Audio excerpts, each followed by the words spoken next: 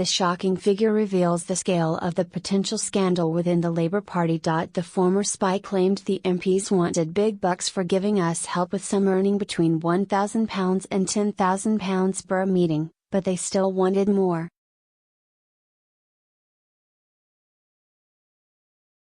It is also reported Shadow Chancellor John McDonnell met with a KGB agent several times, and former London Mayor Ken Livingstone met representatives of the Czech regime, but there is no suggestion it was paid.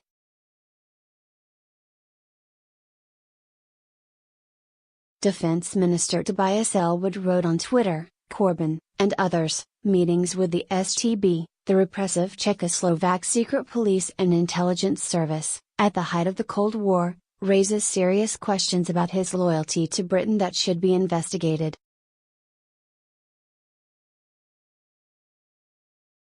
Related articles: Corbyn's spy links should be investigated by MPs, says espionage expert Momentum Thickos. Dan Hannan attacks supporters standing by Corbyn.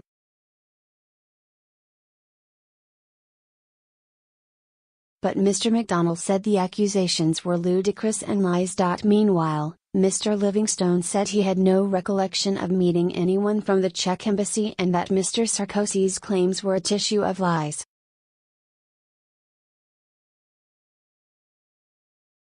Mr McDonnell said, "These are ridiculous and false allegations. I have never met any Czechoslovak or Soviet agent, nor visited the Soviet or Russian embassy, and have only visited Guildford once, for a Labour Party public meeting."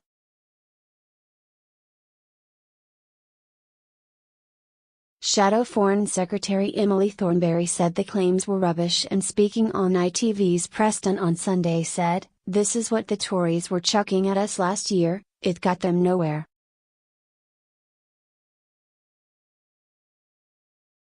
Labour Deputy Leader Tom Watson dismissed the accusations as not worth the paper they were printed on. But the Labour leader admits he did meet Mr Sarkozy several times, although he said he thought he was a diplomat. His spokesman dismissed the allegations as a ridiculous smear and entirely false.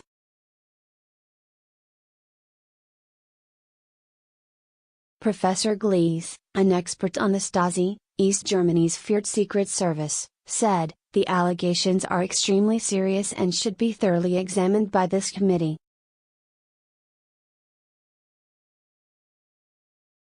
"I have seen photocopies of documents from Czech files, and it is clear to me at this crucial time during the Cold War Mr Corbyn was on the wrong side of history."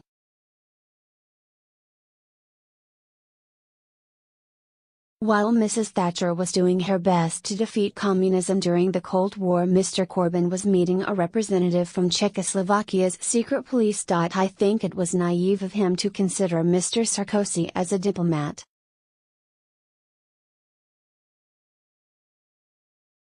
Mr Sarkozy's claims have prompted calls for an official probe into the allegations. It is reported that MPs are urging the Commons Foreign Affairs Committee to look into the claims in its probe into influence of foreign powers on elections.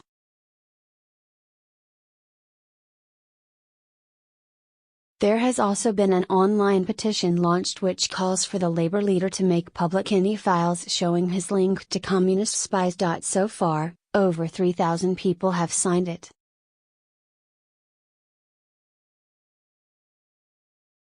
The row started after Mr Sarkozy claimed in classified documents, released by the Czech government, that he had met the Labour leader 3 times. Mr Sarkozy, 64, has challenged Mr Corbyn's blanket denials, saying he knew of his role with the Státní bezpečnost secret police, run at that time by the communist-controlled government in Czechoslovakia.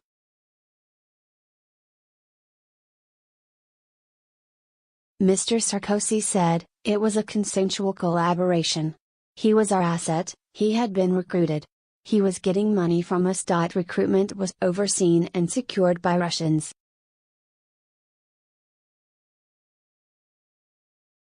All the information that we got from him, and one supporting source, had been verified and then valued not only here, but in Russia as well. When we got a tip on someone, we worked together with the Russians."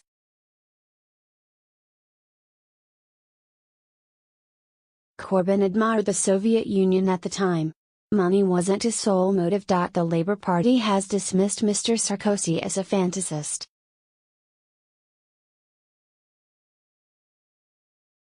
Related articles: Professor blasts Jeremy Corbyn for cozying up to Czech communist spy. Iron Mike Thatcher deported communist spies who met with Corbyn. Stupid Jeremy Corbyn willingly supplied communist regime with info.